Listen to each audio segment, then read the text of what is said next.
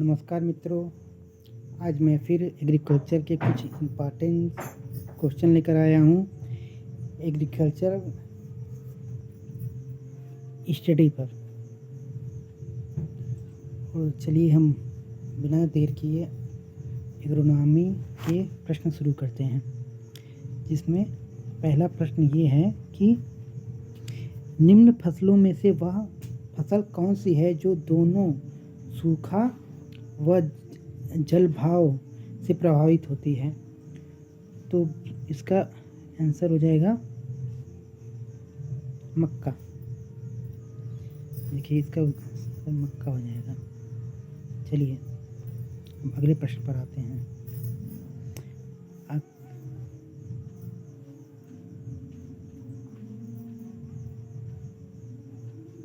अगला प्रश्न है, निम्नलिखित खरपतवारों व फसलों के युग्म में से कौन सा युग्म सुमेलित नहीं है। तो इसमें आप देखेंगे कि ज्वार को स्ट्राइगा बोलते हैं, अमरपेर, रिचका, टाइफा गन्ना,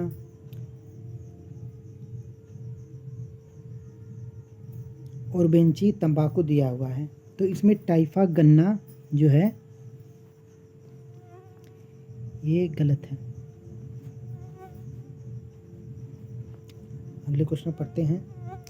मक्का की फसल में ग्रासी खरपतवार को एस्ट्राजीन खरपतवार नाशी के द्वारा नियंत्रित किया जाता है और मक्का के पौधों को इस खरपतवार नाशी से नुकसान नहीं पहुंचता, क्योंकि मक्का के पौधों में इस खरपतवार नाशी का निम्नीकरण किस एंजाइम के द्वारा होता है।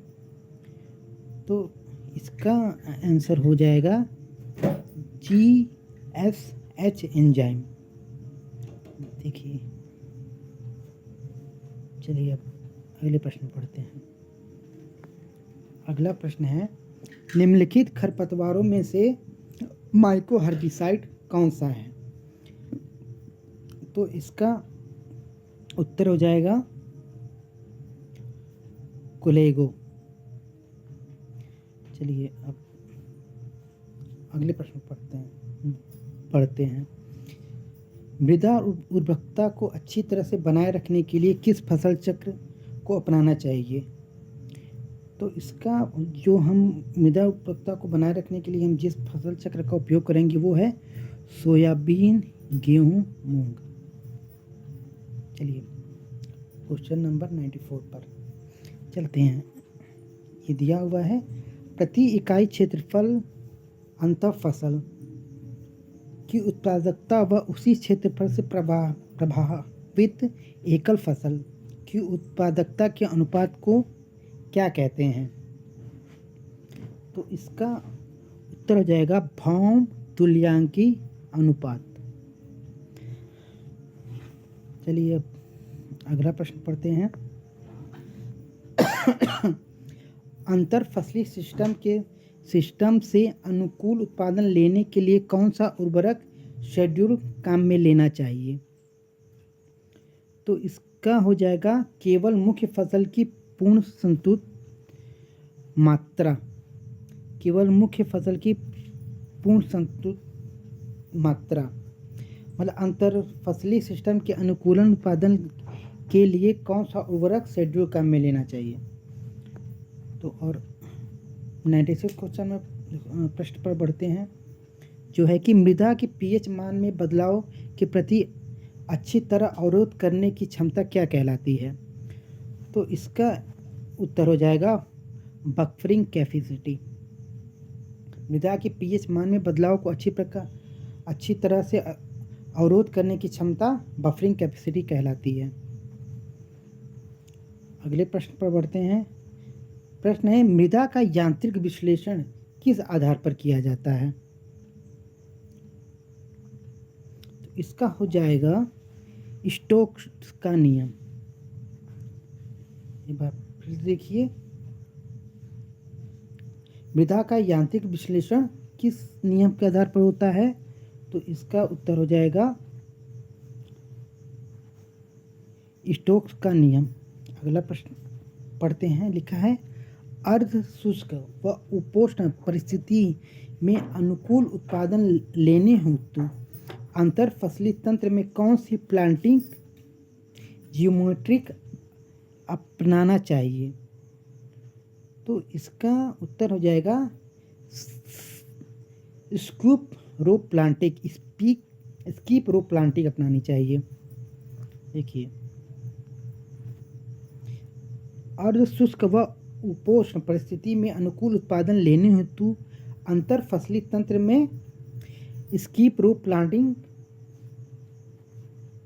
तकनीकी अपनानी चाहिए।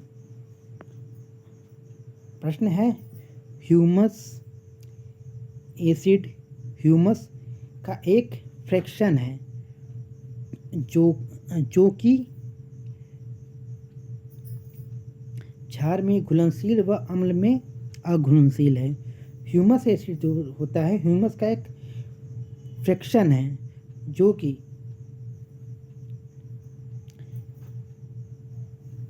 क्षार में घुलनशील व अम्ल में अघुलनशील है।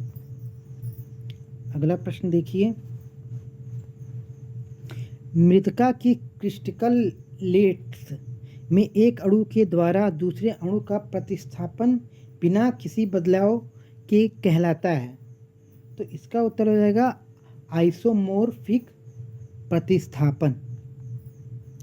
इसके द्वारा मृतिका की क्रिस्टलेट्स में एक अणु के द्वारा दूसरे अणु का प्रतिस्थापन बिना किसी बदलाव के होता है। तो इसका उत्तर हो जाएगा आइसोमोर्फिक प्रतिस्थापन। अगले प्रश्न पर बढ़ते हैं, बीजोपचार हेतु निम्न रसायनों जैव उर्वरक को किस बढ़ते हुए क्रम में रखना चाहिए? तो इसका आंसर हो जाएगा कवकनाशी, कीटनाशी एवं राइजोबोरियम। कवकनाशी, कीटनाशी एवं राइजोबोरियम को बीजोपचार हेतु बढ़ते हुए क्रम में रखना चाहिए। अगले प्रश्न बढ़ते हैं, गेहूं के पीले कीट का मुख्य लक्षण क्या है? तो ये पत्ती पर पंक्ति के रूप में पीले छोटे गोल फूटे हुए यूडोप्यूटुल है। अगले प्रश्न पर बढ़ते हैं। प्रश्न है, निम्नलिखित फसलों व उनकी किस्मों के युग्मों में कौन सा सुनियमित नहीं है?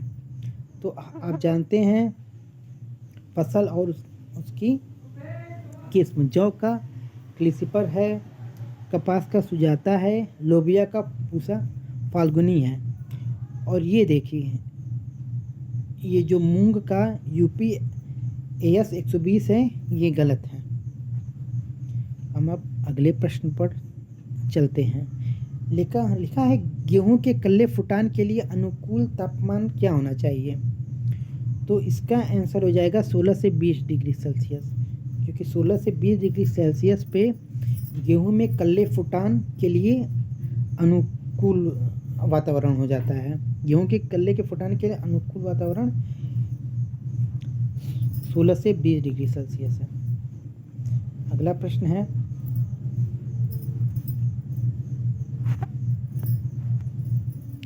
पौधे में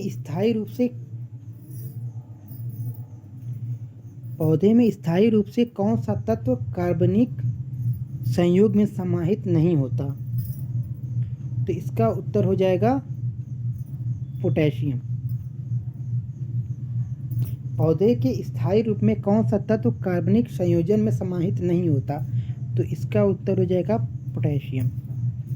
अगला प्रश्न देखते हैं, पौधे की कम वृद्धि के साथ अधिकतम वृद्धि तथा साथ ही पोषक तत्व का पौधों में संचय क्या कहलाता है? तो इसका उत्तर हो जाएगा सफिशिएंसी रेंज।